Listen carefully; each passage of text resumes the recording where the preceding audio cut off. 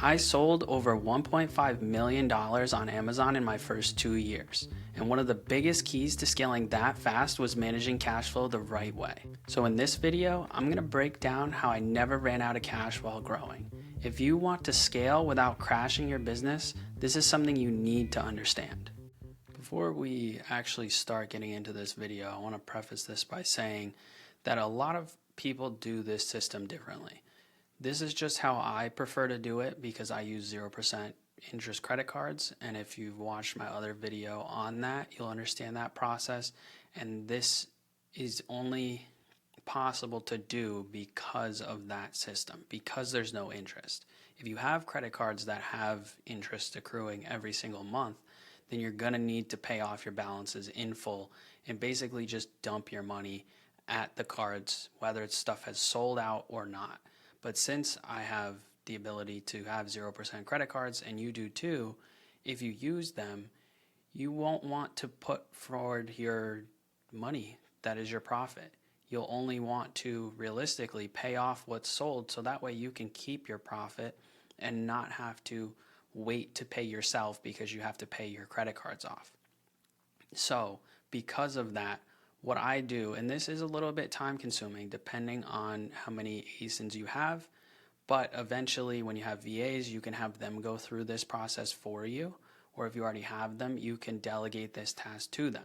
But what we're going to do is come over to our Manage All Inventory page, and it is going to look a lot different on your page because this is really zoomed in just to hide all of my information and all of that kind of stuff, and most of this page is not going to be viewable to you because I have to keep my products to myself. But on this page, when you get your listings in order, I've only searched for the one for the example here, but you're going to see like the product image and title above this here. You're going to see the ASIN, the SKU, and the FN SKU. And the only link that you're able to click besides the product title is going to be the SKU number right next to this SKU label here. And that hyperlink is going to open up this page here, where above this you're going to see your product information on the left hand side, the image, the ASIN, and all of that with the title above this. But what we're looking for here is not this graph up here. This is just showing you the number of units that you've sold in total. This doesn't account for any refunds or anything like that. So what we're going to do is scroll down here into where it shows us the SKU economics.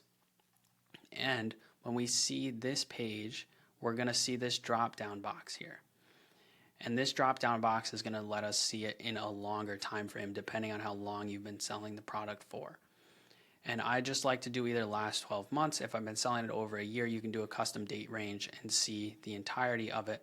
But when we click on this, we're going to see a huge graph of all of our sales in total.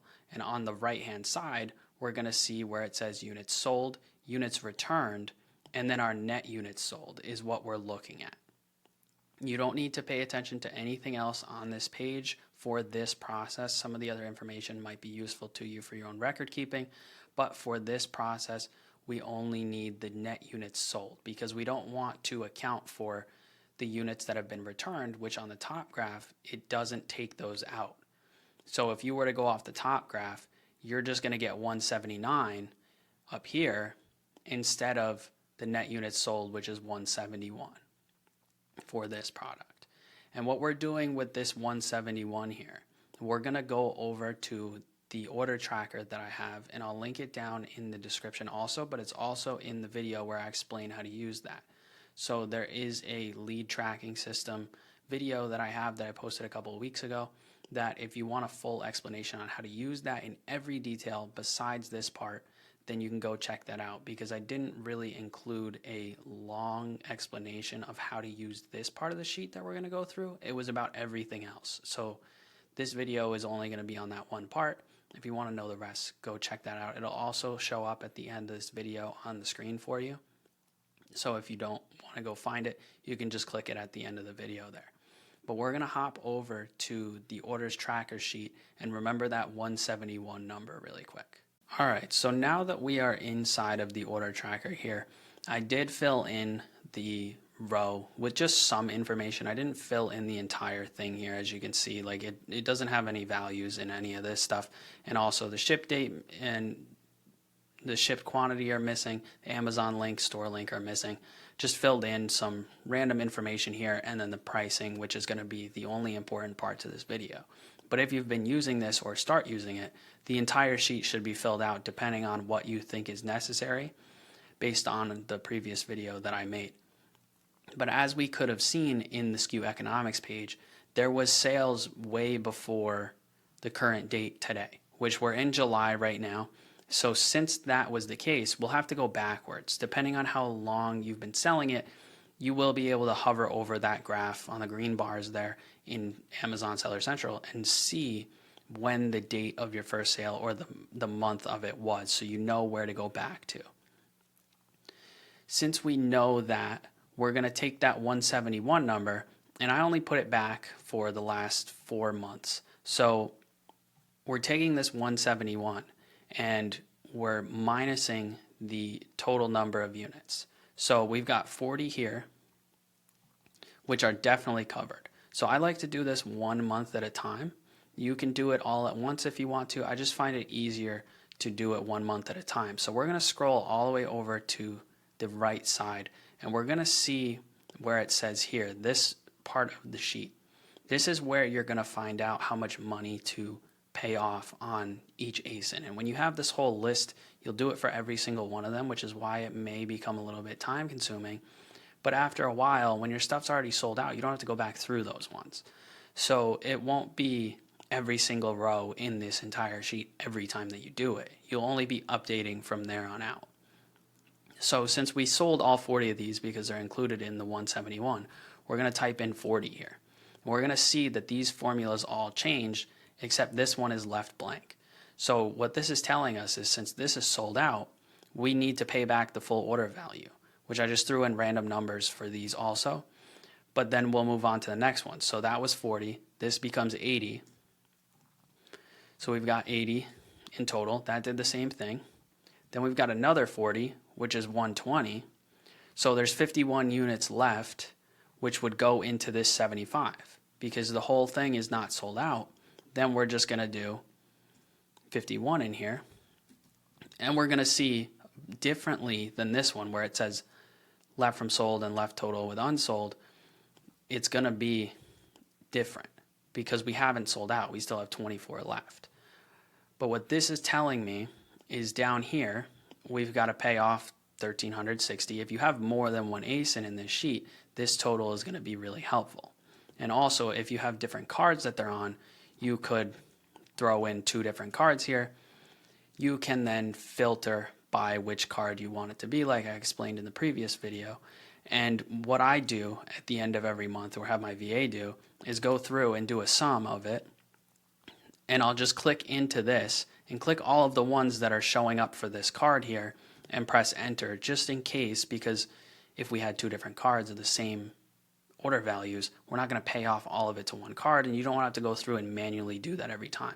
So at the end of every month, I'll go through or have them go through and just click all those boxes, usually on the first of every month, since it will be starting on a new month and everything is finalized. You don't have to do it multiple times and forget to add stuff to it.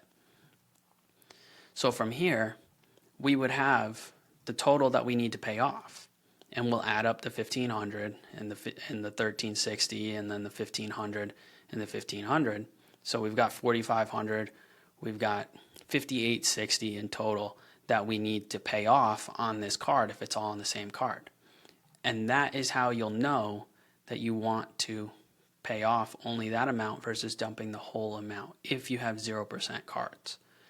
But when you pay it off, you'll come back here and fill in the 1,500 here. You'll get 00, corresponds down here, shows how much you've paid back, and then we'll do that for each one of these. Just after I pay off the whole card's balance, go through and manually add these up together to say which amounts go to what card, pay it off, come back in here, and throw these numbers in here, and we will then be done with that, and we'll see that this even went to 0, so you don't need to pay anything off. And it does have a left total here with unsold and left from sold. So when you come back in here and you enter in, say you sold out of them, then it will update and say you have to pay off the rest of the balance. If you didn't sell out of them, then it would still have a difference in the numbers here. And this seems to be a really easy way, after you get the hang of it, to be able to manage your cash flow and not have to dump your money, like I said, that's your profit, in advance to cards when stuff hasn't sold out. It just makes the process more seamless than going through and calculating everything on your own with these formulas in here. So like I said, if you want to get a copy of this to be able to do this for yourself, there's going to be a link in the description. There's also going to be a link in the description if anybody who's starting Amazon or wants to grow their business the right way wants my help doing so. There's a link down there also, and we can get on a call and figure out how I can help you out. The only other thing that you really need to know about doing this process is if for whatever reason you have reimbursements for an ASIN, then you'll want to add those in also to this sheet. Say you had 2 reimbursements for this product and it was at 70. You'll want to make that 72. If you have any safety claims because you're doing merchant fulfilled offers, you'll want to add those in too, because those are reimbursements and you'll need to pay those off because you're getting the value of your product back from Amazon. You don't want to keep that as profit and then have a remaining balance on your card whenever you finish paying off the rest of it and wonder, where is that money? Why haven't I paid it off? Always go through at the same time and check reimbursements, safety claims when you're doing each individual ASIN. If you guys found this video helpful or you have any questions about any of the process, leave a comment down below. Also, like I said, make sure to grab your own copy of this order tracker down in the description. Thanks for watching. Don't forget to subscribe, and I'll see you guys in the next video.